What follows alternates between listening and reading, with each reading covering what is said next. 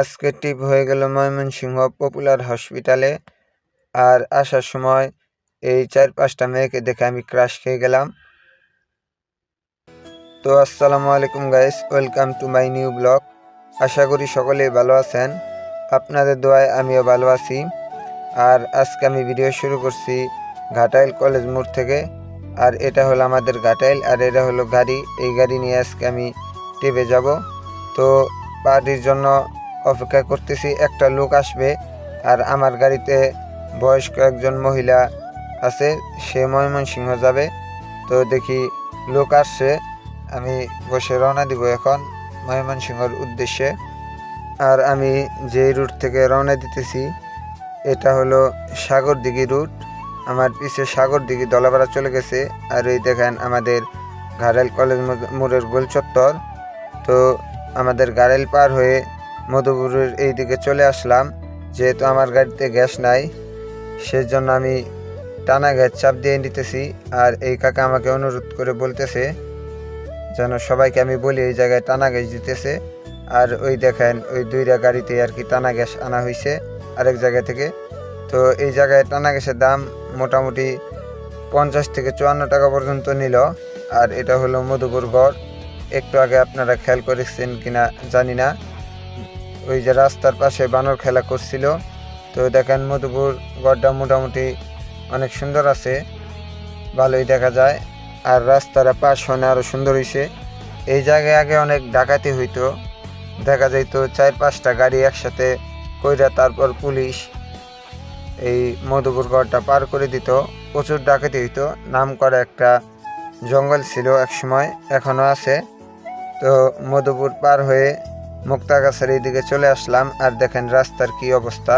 আসলে এই রাস্তাটুকু মধুপুর ও মুক্তাগাছার মাঝখানে পড়েছে, তো সেই জন্য এই রাস্তার উপর সেরকমভাবে নজর নাই। প্রচুর ভাঙ্গা এই রাস্তা।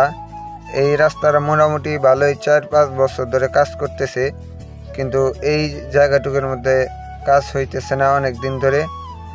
যেই সব জায়গায় দিয়ে ভালো জায়গা ওই জায়গায় কাজ হয়, আর যে জায়গায় ভাঙ্গা সেই জায়গায় কাজ হইতেছে না।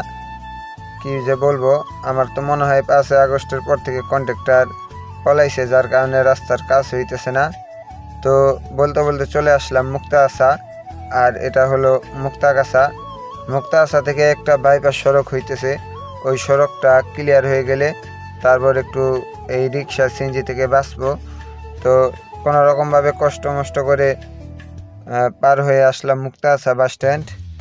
তো এটা হলো ময়মনসিংহ ঢাকা বাইপাস। আমার ডাইনে চলে গেছে ঢাকা, এবং বামে ইউটার্নের মতো একদম বামে চলে যাব, সেটা হলো ময়মনসিংহ শহর। আর সোজা গিয়ে একটু বামে গেলে আপনাদের নেত্রকোনা, শেরপুর, কিশোরগঞ্জ। তো যেহেতু আমি শহরে ঢুকবো সেই জন্য আমি বাম দিয়ে চলে আসলাম। আর এটা হলো ময়মনসিংহ শহরের রাস্তা। আর এটা হলো ময়মনসিংহ মাঝকান্দা বাস টার্মিনাল। এই জায়গা থেকে সব ঢাকার গাড়ি চলাচল করে। আপনারা যারা ময়মনসিংহ থাকেন তারা অবশ্যই চিনবেন।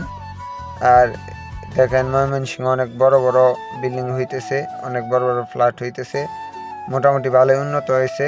তো বলতে বলতে চলে আসলাম পপুলার ডায়াগনস্টিক সেন্টার। এটা হলো পপুলার হাসপাতাল। আমি রুগী নামাইতেছি, রুগী নামিয়ে দিয়ে যেহেতু তারা বাইর হবে আপনাদের 5টা কি 7টার মধ্যে, সেই জন্য আমি গ্যাসটা চাপ দিয়ে নেব। আর বামে দেখেন কি পরিমাণ অ্যাম্বুলেন্স। আর এটা হলো ময়মনসিংহ মেডিকেল কলেজ হাসপাতাল। এই জায়গায় ময়মনসিংহ বিভাগের অনেক মানুষ আছে। আপনি ময়মনসিংহ বিভাগের কিনা অবশ্যই কমেন্ট করবেন এই ভিডিওতে। তো দেখেন ডাইন সাইড দিয়েও মোটামুটি অনেক ক্লিনিকের অভাব নাই। মোটামুটি আমাদের এইদিকে চিকিৎসার দিকে ঢাকার পরে এই ময়মনসিংহকেই বলা হয়। আর এই 4-5টা মেয়েকে দেখে আমি ক্রাশ খেয়ে গিয়েছি, অনেক সুন্দর আছে। তো সাইনবোর্ডটা কিসের অবশ্যই আপনারা কমেন্টে জানাবেন। আর বলতে বলতে দেখেন আবারও এই মাঝকান্দা বাস টার্মিনাল এসে জ্যামে পড়ে গেলাম। আর সামনে আপনাদেরকে জুম করে দেখালাম ইউনাইটেড বাস, আর বামে এইগুলো শৌখিন লোকাল বাস। ময়মনসিংহ থেকে একমাত্র এই 2টা সার্ভিসই ঢাকার দিকে যায়। আর দেখেন মেসাজ রেজা ফিলিং স্টেশনে আমি এসে গ্যাস নেওয়ার জন্য সিরিয়াল দিলাম। কী পরিমাণ সিরিয়াল আপনারা তো দেখলেন। তো ভিডিওটা দেখবেন, সাবস্ক্রাইব করবেন।